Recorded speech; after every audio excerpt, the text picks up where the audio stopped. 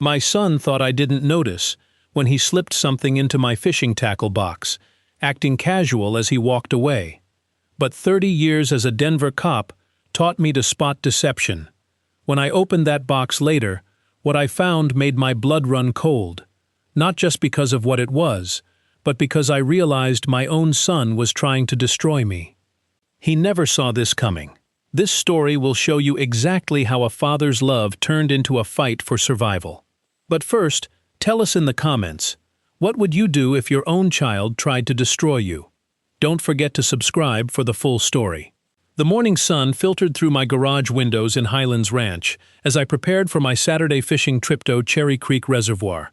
At 61, these solitary excursions had become my sanctuary, since losing Sarah 3 years ago. I was organizing my gear when Ryan appeared in the doorway.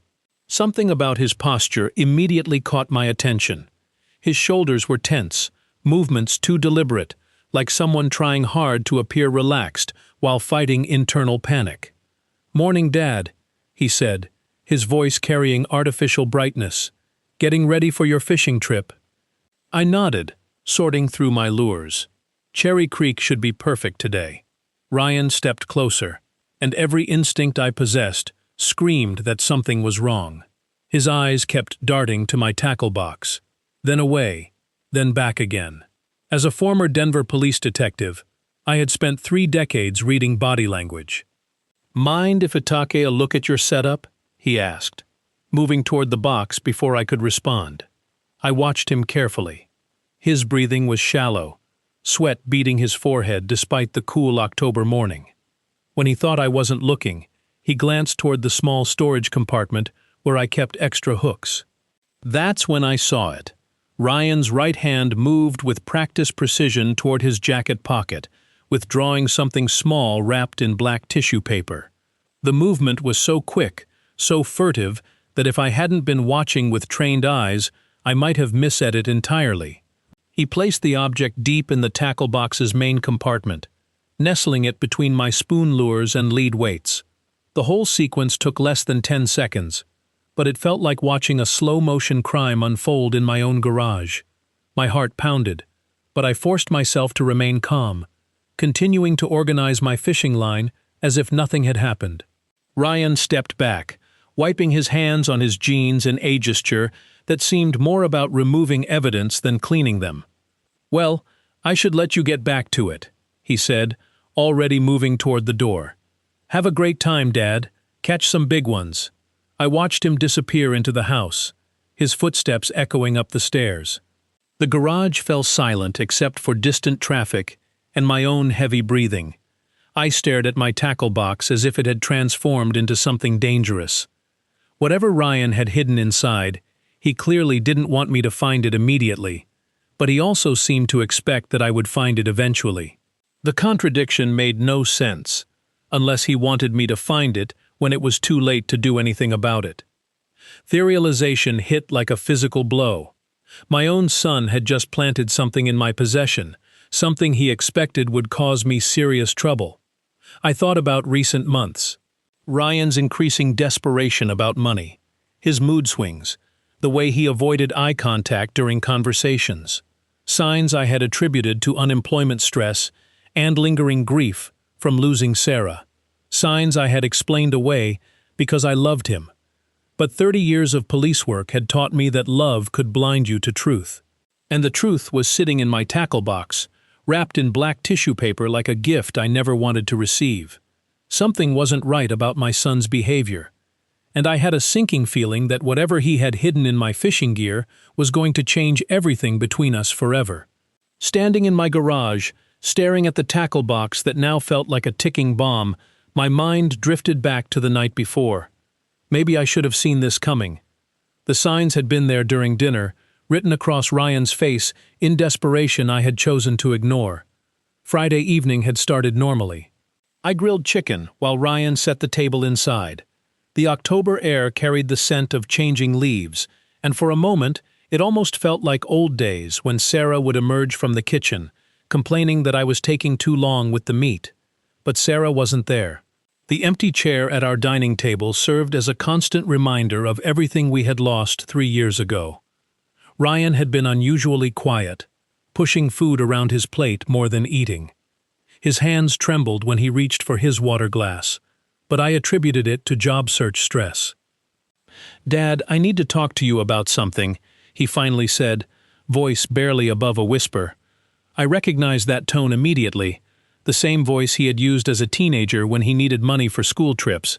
But Ryan was 27 now, and these conversations had become far too frequent. "What's going on, son?" He took a deep breath, fingers drumming nervously against the table. "I'm in trouble. Financial trouble. I need $50,000. The number hit me like a slap. I set down my fork, studying his face in the dim overhead light. His eyes were bloodshot, dark circles making him look older than his years. When had he gotten so thin? 50,000? I repeated, trying to keep my voice level. "Ryan, that's more money than I have in savings. What kind of trouble?"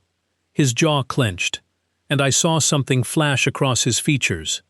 Anger, maybe, or desperation so deep it had transformed into something darker. "Does it matter?" he snapped. "I'm your son. I need help. Of course it matters. I've been helping you for months. Rent money, car payment, groceries. Where is all this money going?" Ryan stood abruptly, his chair scraping against the hardwood floor. "You don't understand. These people? They're not patient. They're not going to wait for me to figure things out." "What people, Ryan?" But he was already walking away, heading toward the stairs. "Forget it.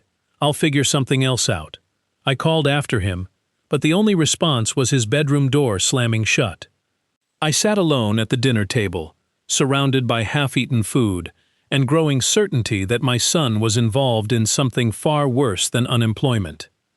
The rest of the evening passed in uncomfortable silence. I cleaned dishes, watched news, went through my normal routine, while Ryan remained locked in his room.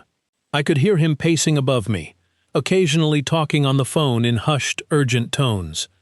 Now standing in my garage 12 hours later, those hushed phone calls took on sinister new meaning. Ryan hadn't been looking for legitimate help last night. He had been testing me, seeing if I would willingly hand over the money he needed. When I refused, he had moved to Plan B. Whatever was wrapped in that black tissue paper in my tackle box was Ryan's insurance policy, his way of getting what he needed, regardless of what it cost me. I thought about Sarah, about what she would say if she could see us now. She had always been the peacemaker in our family, finding compromise where I saw only black and white. But even Sarah would have struggled with this. My son was planning something that would destroy me, and I was the only one who could stop it. Now it made sense why he had been so nervous around my fishing gear. The trap was already set. I couldn't put it off any longer. Whatever Ryan had hidden in my tackle box was eating at me like acid, and I needed to know what I was dealing with. My hands shook as I approached the box. 30 years of police training, wearing with fatherly denial. The metal clasps opened with familiar clicks that had once brought me comfort. This tackle box had been my refuge from the darkness I had seen in my police career. Now it felt contaminated. I lifted the top tray, revealing the main compartment. There, nestled between my favorite silver spoons and lead sinkers, was the black tissue paper Ryan had so carefully placed. My heart hammered as I unwrapped it with trembling fingers. The tissue fell away to reveal a clear plastic baggie containing white powder. Even without testing, I knew exactly what I was looking at. I had seen enough fentanyl in evidence rooms to recognize it instantly. The bag was heavy, maybe 2 ounces. Street value of $15,000, maybe $20,000. More than enough to constitute intent to distribute under federal law. More than enough to destroy what remained of my life. I sank onto my workbench, the baggie, feeling like molten lead in my palm. The garage spun around me as the full scope of Ryan's betrayal crashed down like an avalanche. My son was a drug addict. The signs I had missed suddenly blazed in my memory like neon warnings. The weight loss, bloodshot eyes, mood swings I had attributed to grief and unemployment. The trembling hands, desperate need for money, hushed phone calls at all hours. How long had this been going on? How had I, a man who spent 3 decades catching criminals, failed to see that my own son had become one? But worse than the addiction wastes the betrayal. Ryan hadn't hidden drugs in my tackle box by accident. This was deliberate, calculated. He wanted me to find this fentanyl, but not until it was too late. Not until someone else found it first. The realization hit me like a physical blow. Ryan was planning to frame me. I thought about Sarah, about the promises I had made at her deathbed to take care of our son. "He's lost without me, Thomas," she had whispered. "Promise me you'll be patient with him." Patient. I had been patient for 3 years while Ryan spiraled into addiction under my nose. Patient while he drained my savings with endless emergencies. Patient while he transformed from the sweet boy Sarah raised into someone I no longer recognized. Tears I hadn't shed since Sarah's funeral burned my eyes as I stared at the fentanyl. This wasn't just about money anymore. This was about survival. My survival. If Ryan's plan worked, I would be arrested for drug trafficking. At 61, a federal conviction would mean spending my final years in prison while Ryan inherited everything Sarah and I had worked our entire lives to build. The boy I had taught to fish in this very garage, the son I had loved unconditionally, was willing to destroy him to save himself. I wrapped the fentanyl back in its tissue paper. My hands steadier now as cold determination replaced shock. Ryan thought he was playing chess with someone who didn't know the rules. But he had forgotten that his father had spent 30 years staying one step ahead of criminals. If my own son wanted to play this game, he was about to discover that I had learned a few moves he never expected. My son was trying to frame me, and he never saw this coming. The fentanyl sat on my workbench like evidence in a case I never wanted to solve. But 30 years of detective work had taught me that emotions were luxury I couldn't afford. If Ryan was planning to frame me, he needed to understand why. I walked into the house and climbed the stairs toward Ryan's room. As I reached the landing, I heard his voice through the closed door, urgent and pleading. "I told you, Marco, I just need another week. My dad's being difficult about the money. But I'm working on it, Marco." I pressed my back against the hallway wall, every instinct from my police days telling me to listen carefully. No, please don't do that. Look, I have a plan. By tomorrow night I'll have everything you need. 50,000. Just like we agreed. 50,000. The same amount Ryan had demanded at dinner. My blood ran cold as pieces began falling into place. The conversation continued, Ryan's voice growing more desperate. "You don't understand, Marco. If something happens to me, you'll never get your money. Just give me until Sunday." I heard movement in the room, then Ryan's voice again, this time making a different call. "Elena, it's Ryan. Yeah, I know the payment's overdue on the house loan, but I'm getting the money tomorrow. You won't have to start foreclosure proceedings." My knees nearly buckled. House loan. Foreclosure. Ryan had used my home as collateral for something, and I knew nothing about it. 20 minutes later, Ryan emerged from his room, dressed in his interview clothes, looking composed, despite the panic I had heard in his voice. "Heading out for that job interview, Dad," he called down to me. "Wish me luck." I waited until I heard his car pull out of the driveway. Then I got to work. 30 years of police training had taught me how to investigate, and my own son wasn't going to outsmart me. Ryan's room told the story, and scattered documents he had tried to hide. Bank statements showed massive cash withdrawals over the past 6 months. Credit card bills revealed cash advances totaling $30,000, most taken at Prairie Wind Casino. But it was the loan agreement that made my hands shake. Elena Vasquez, licensed moneylender, had provided Ryan with $80,000, using my house as collateral. My signature had been forged on documents that put everything I owned at risk. I found gambling receipts stuffed in his dresser drawer, betting slips showing losses that mounted week after week, phone numbers written on scraps of paper, including one labeled Marco, emergency only. The timeline became crystal clear. Ryan had been gambling away money he didn't have. When the casino debts mounted, he had borrowed from Elena Vasquez, forging my signature to use the house as collateral. When that money ran out, he had turned to Marco Santos for drugs, probably planning to sell them to pay his other debts. Now, both creditors were closing in. Marco wanted $50,000 by Sunday, or Ryan would face consequences that went far beyond financial ruin. Elena would foreclose on my house if her loan wasn't repaid within days. And Ryan, trapped between two dangerous people, had decided to sacrifice his father to save himself. The framing wasn't just about getting money. It was about eliminating the only person who could stop him from losing everything I had worked my entire life to build. I sat surrounded by evidence of my son's betrayal, feeling something cold settle in my chest. The house I'd worked 30 years for was already gone, signed away by forged documents and desperate lies. Sitting in Ryan's room, surrounded by evidence of his betrayal, I felt the last traces of fatherly sentiment drain away. This wasn't about helping a troubled son anymore. This was about survival. I photographed the loan documents and gambling receipts with my phone before returning them to their hiding places. If this went to court, I would need proof that Ryan had forged my signature and stolen my house. But first, I had to deal with the immediate threat. The fentanyl in my tackle box was a loaded gun pointed at my future, and I wasn't going to let Ryan pull the trigger. I walked back to the garage, my steps steady and purposeful. 30 years of police work had taught me that the best defense was often a good offense. Ryan thought he was playing chess with an amateur, but he was about to discover that his father had learned a few moves during his career. The fentanyl sat exactly where I had left it, wrapped in black tissue paper. I picked it up, feeling its weight in my palm. 2 ounces of white powder that could destroy my life or save it, depending on where it ended up.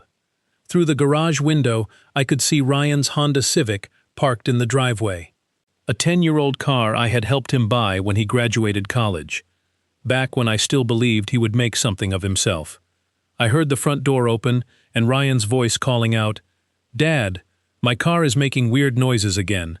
I'm going to take Uber to the interview to be safe. Don't want to risk breaking down." Perfect. Another lie to add to his collection, but this one worked in my favor. "Good thinking, son," I called back. Better safe than sorry. I waited until I heard the Uber arrive and Ryan's footsteps fade down the front walkway. Then I found his car keys hanging on the hook by the back door, where he always left them. The Honda's trunk opened with a soft click. Inside were jumper cables, a spare tire, an old gym bag he hadn't used in months. I moved the gym bag aside and placed the fentanyl underneath it, nestled against the wheel well, where it would be easy to find but not immediately visible. As I closed the trunk, I thought about Sarah and what she would say if she could see me now. She had always believed in second chances, in the power of love to redeem even the worst mistakes. But Sarah had never faced a son willing to destroy his father to save himself. I returned the keys to their hook and walked back to my garage. My tackle box sat open on the workbench, innocent now without its deadly cargo. I cleaned every surface Ryan might have touched, removing any trace of what had been hidden there. The irony wasn't lost on me. For 3 years, I had been trying to save a son who was already lost. Now I was trying to save myself from the son I had failed to save. My phone buzzed with a text message from Ryan. "Interview went great. Should hear back Monday. Thanks for believing in me, Dad. The casual Lee might have hurt me yesterday." Today. It simply confirmed what I already knew. Ryan had crossed a line from which the rear was no return. I thought about the phone calls I had overheard, the desperation in Ryan's voice as he pleaded with Marco and Elena for more time. He had promised them money by tomorrow night. Money he planned to get by destroying me. But plans had a way of backfiring when you underestimated your opponent. I cleaned my tackle box thoroughly, reorganizing my lures and sinkers until everything looked exactly as it should. An old cop preparing for a peaceful fishing trip, nothing more. Ryan would return home, expecting to find his trap perfectly set. Instead, he would find that the trap had been reset, and he was no longer the hunter. Now we would see who was really the better strategist. Ryan returned home just after 6, looking more confident than I had seen him in months. He walked through the front door with a spring in his step, as if his problems had suddenly lifted. "How did the interview go?" I asked from my recliner, keeping my voice casual. "Really? Well, Dad?" They seemed impressed.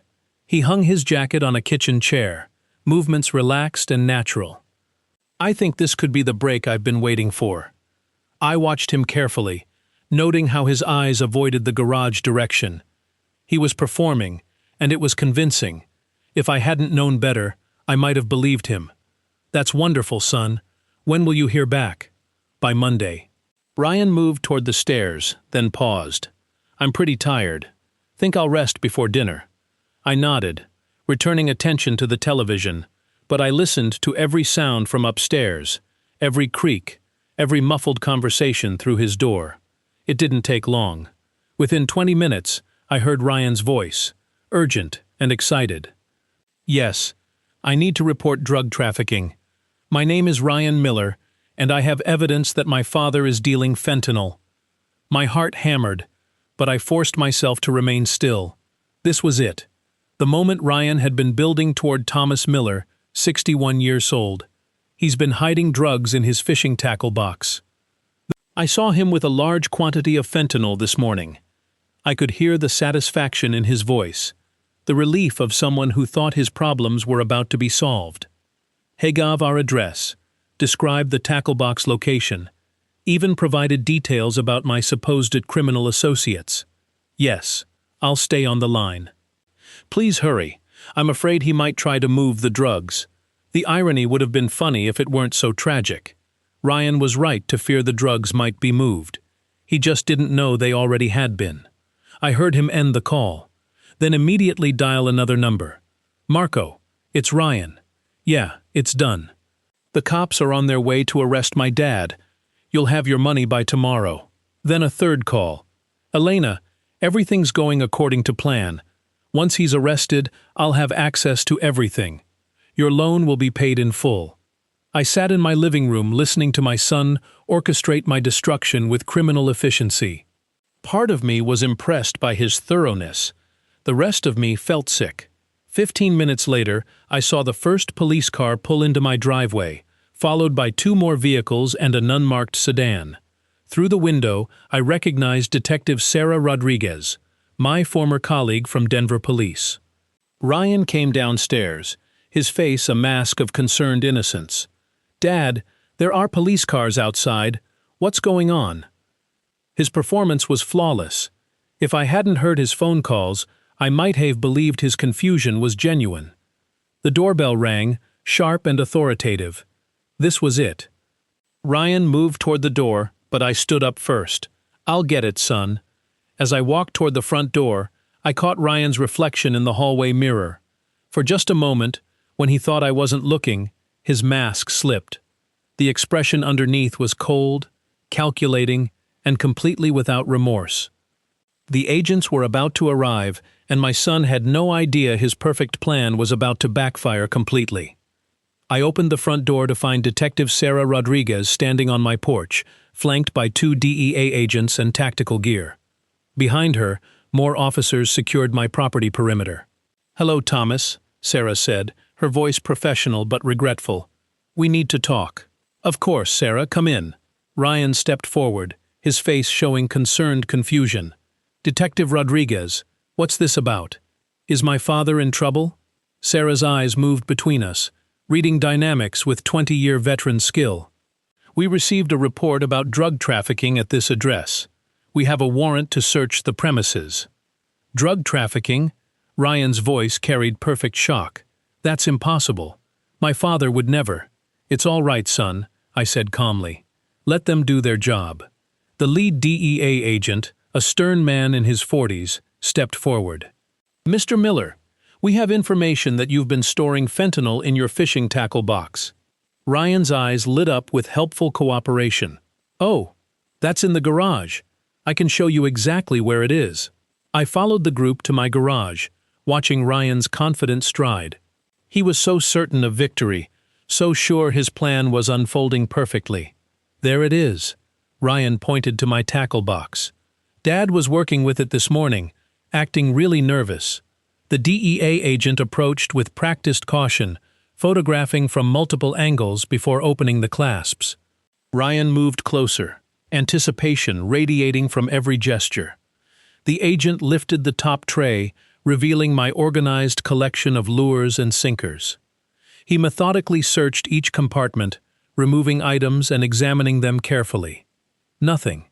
The agent looked up, confusion creasing his features. "Mr. Miller, we're not finding any controlled substances." Ryan's face went white. "That's impossible. I saw him put something in there this morning." "Check again, son," I said quietly. "What exactly did you think you saw?" Ian's composure began cracking. There was something wrapped in black tissue paper. "I'm sure of it." Sarah Rodriguez studied Ryan with new interest. "You seem very certain about your father's tackle box contents. Why is that?" Ryan's mouth opened and closed like a fish out of water. I was trying to help. I thought I saw something suspicious." The lead agent finished examining the tackle box. "Nothing here. Should we expand these, Siarch?" "Wait," Sarah said. Detective instincts engaged. "Ryan, you called in this tip, didn't you?" Ryan's face flushed red. "I was just being a concerned citizen. If I was wrong, let's search your vehicle." Sarah interrupted, tone no longer friendly. "My car?" Ryan's voice cracked. "Why would you search my car? I'm the one who reported this." But agents were already moving toward the Honda Civic. Ryan followed, confident stride replaced by nervous shuffling. The trunk opened with a soft click. The lead agent moved aside the gym bag and spare tire, then stopped. His hand emerged holding a clear plastic baggie filled with white powder wrapped in familiar black tissue paper. "Ryan Miller," Sarah said, voice cold as steel. "You're under arrest for possession of fentanyl with intent to distribute and filing a false police report." Ryan's face went through shock, panic, then desperate calculation. "This is a setup. My father planted that there. He's trying to frame me." "Really?" Sarah asked. "Then why did you call us to search his tackle box instead of your car?" As handcuffs clicked around Ryan's wrists, he looked at me with pure hatred. "You did this. You moved it." I met his eyes steadily. "Son, I have no idea what you're talking about." The look of shock on my son's face said it all. He had never expected his father to be the better strategist. 3 weeks later, I sat in Denver County Courthouse, watching my son face the consequences of his choices. Ryan appeared smaller in his orange jumpsuit, the confidence that had defined him completely stripped away. The federal prosecutor laid out the case with clinical precision. 2 ounces of fentanyl, street value $20,000, intent to distribute, filing a false police report, attempting to frame a family member. "Your Honor," the prosecutor continued, "Mr. Ryan Miller not only possessed illegal narcotics, but orchestrated an elaborate scheme to destroy his own father's life." Ryan's court-appointed attorney cited addiction, desperation, and family trauma from losing his mother. But the evidence was overwhelming, and Ryan's recorded phone calls to Marco and Elena had sealed his fate. When Judge Harrison asked if Ryan had anything to say, my son stood slowly. "I want to apologize to my father," he said, voice barely audible. "I was desperate, and I made terrible choices. I never meant for things to go this far." I sat in the gallery, feeling nothing but emptiness. The apology felt hollow, performed for the judge rather than spoken from the heart.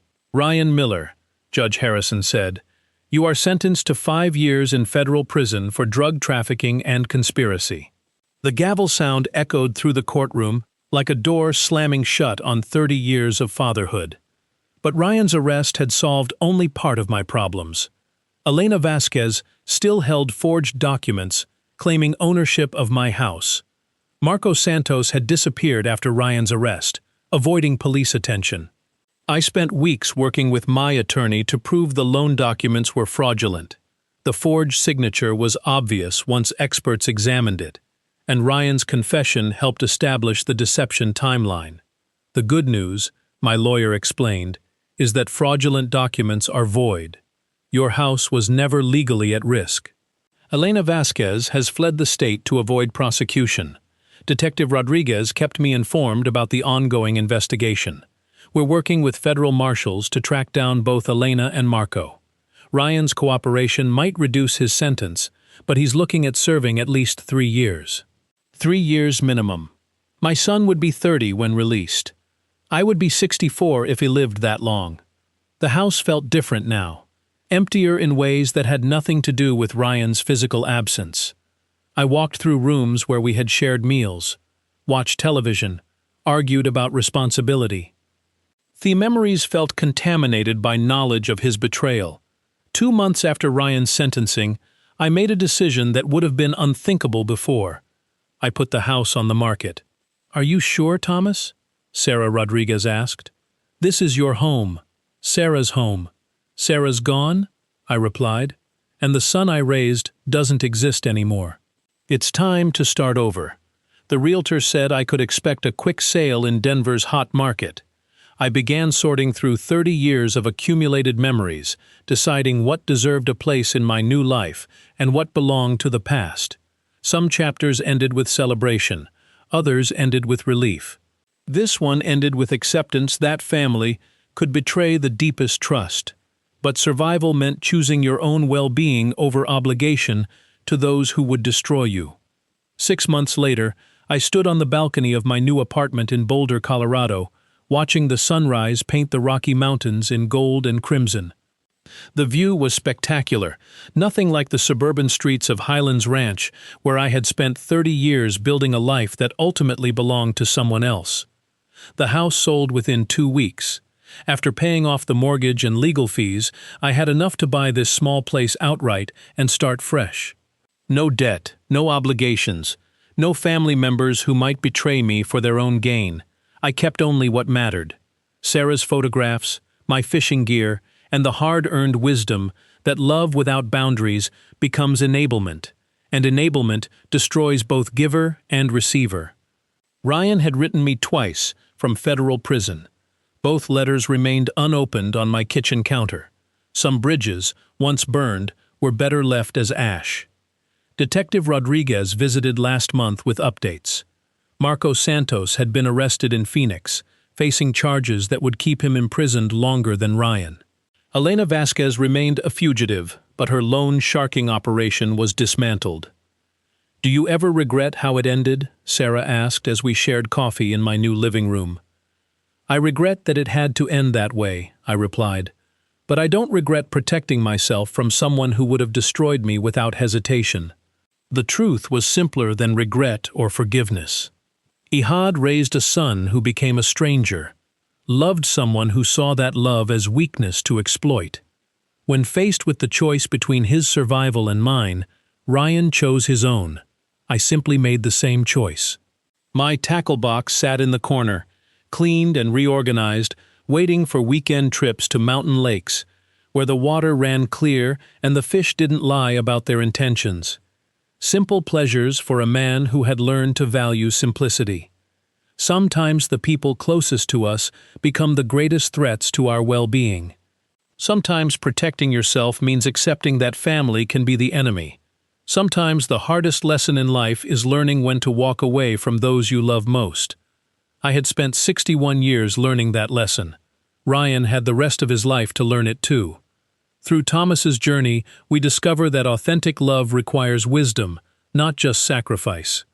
Grandpa's stories throughout history teach us that enabling harmful behavior isn't compassion, it's complicity. God designed families to nurture growth, not to shelter destruction.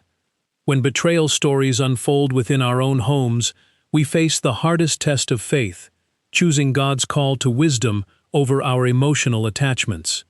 Betrayal stories like Thomas and Ryan's reveal how addiction and desperation can transform loved ones into strangers.